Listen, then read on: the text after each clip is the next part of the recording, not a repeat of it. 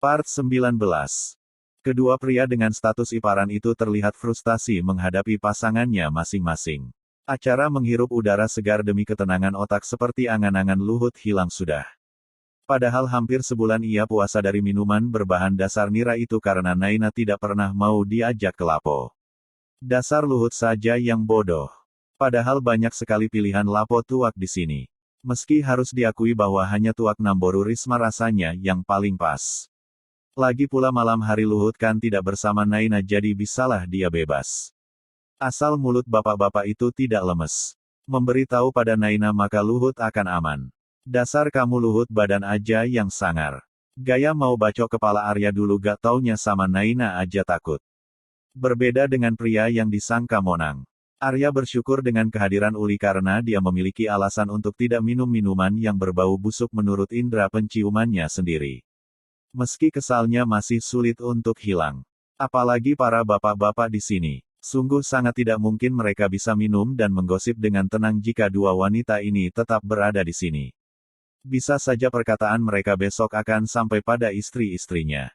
Moto dalam dunia pergosipan adalah, siapapun boleh untuk diceritakan. Tidak terkecuali, makanya jangan coba-coba masuk ke alam mulut berbisa ini. Setiap hari pasti akan dihantui oleh rasa penasaran karena berpikir yang tidak-tidak. Mencoba hadir setiap saat demi memastikan diri sendiri menjadi bahan gosip hari ini atau tidak. Padahal bahan yang paling nikmat untuk diperbincangkan adalah saat seorang yang akan digosipkan tidak berada di tempat. Akhirnya karena lelah berdebat kedua pria itu pun memutuskan untuk mengalah. Membiarkan pasangannya berada di Lapo sampai akhirnya dua wanita itu sendiri yang akan minta pulang nantinya.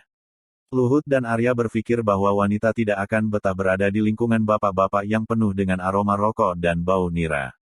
Jadi kalian mau pesan apa? Atau kalian mau minum tuak juga? Namboru Risma kembali bertanya. Untuk apa ramai pengunjung tapi tidak membeli pikirnya? Di saat seperti inilah strategi S3 marketing dibutuhkan. Mau suka atau tidak kita sebagai penjual kepada pelanggan tapi, tetap harus memasang wajah manis dengan senyum palsu serta rayuan maut agar dagangan laku keras. Dalam hal jual beli bermuka dua dihalalkan tapi jangan sampai menipu pembeli dengan barang dagangan yang kualitas abal-abal. Aku pesan teh hangat saja, ucap Uli Angku enggan menatap wanita di hadapannya. Padahal ia tidak memiliki masalah apapun terhadap janda satu anak itu. Mungkin karena pembicaraan buruk ibu-ibu gosip membuat Uli dan Naina berpikir yang bukan-bukan. Padahal bukti kebenaran akan ucapan ibu-ibu gosip tidak ada. Aku juga sama, sambung Naina tak kalah ketus dari Uli. Gadis manis ini sepertinya sama. Otaknya sudah tercuci dengan perkataan ibu-ibu gosip ditambah kadar cemburu yang membabi buta. Tanpa jelas alasannya, teh hangat berarti tidak pakai gula.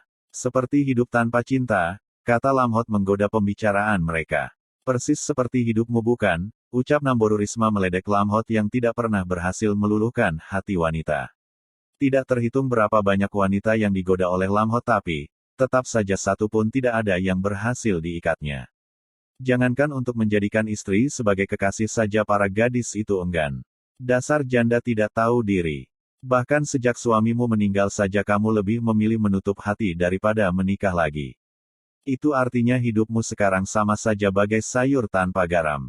Lalu apa bedanya dirimu denganku? Cibir Lamhot tidak mau kalah. Sampai hari ini belum ada satu orang pun yang mampu menang melawan kelemesan Lamhot. Mungkin karena itu juga dia tidak laku-laku.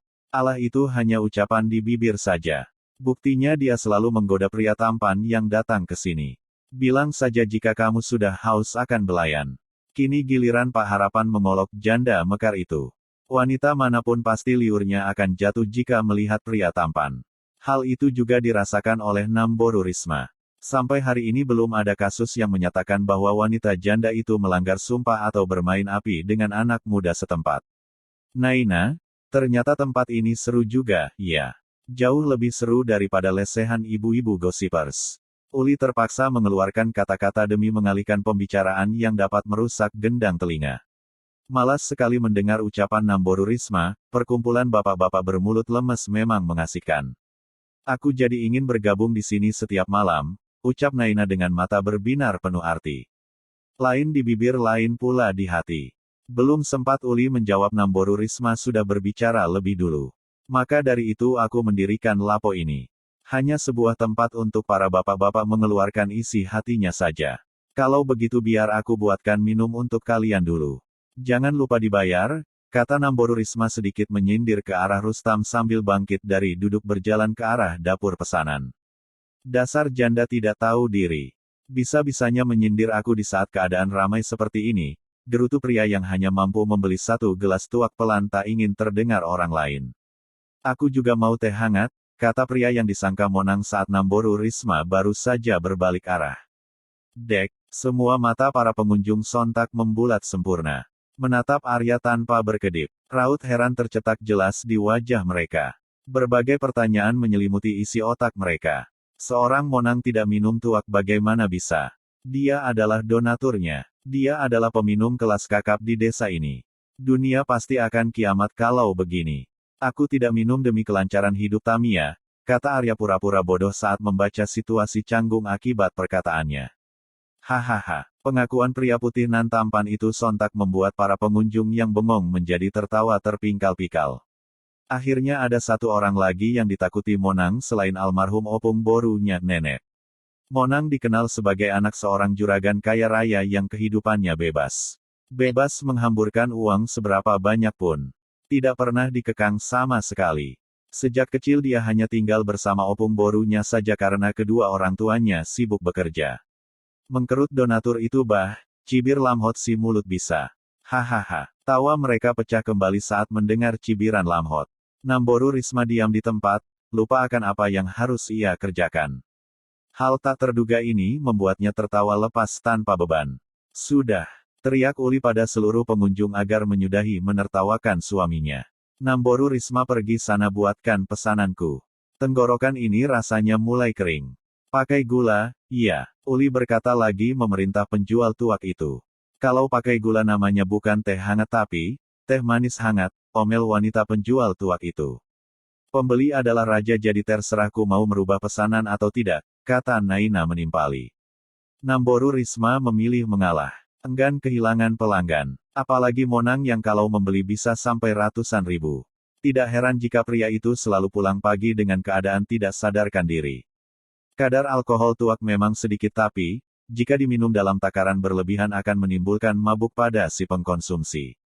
Naina, apa kamu juga ingin merubah pesanan? Tanya Uli. Hanya dijawab gelengan kepala oleh Naina. Suamiku. Kini Uli beralih tanya pada Arya. Tidak, jawab Arya pasti. Uli yang duduk di sebelah Arya mengambil gitar dari tangan pria berbaju merah. Daripada membahas hal lain yang tidak berguna lebih baik bernyanyi. Tadi saat Uli dan Naina jalan berdua menuju Lapo tadi tiba-tiba saja Uli berpikir untuk berada di sana lebih lama. Mengalihkan pandangan bapak-bapak itu dari Arya jauh lebih baik daripada membawa Arya pulang. Kalau Arya pulang harga diri suaminya lah yang akan jatuh. Para pria bermulut lemes itu akan mencap pria yang disangka Monang sebagai laki-laki takut istri sama seperti Pak Botak. Ayo kalian mau rekes lagu apa? Tanya Uli dengan bunyi petikan gitar di tangannya. Lapo tua kita sepertinya akan diambil alih, kata Lamhot malas. Rustam sudah diambang ketinggian. Tuak satu teko yang dipesan atas nama Monang KW sudah habis diteguk setengah olehnya.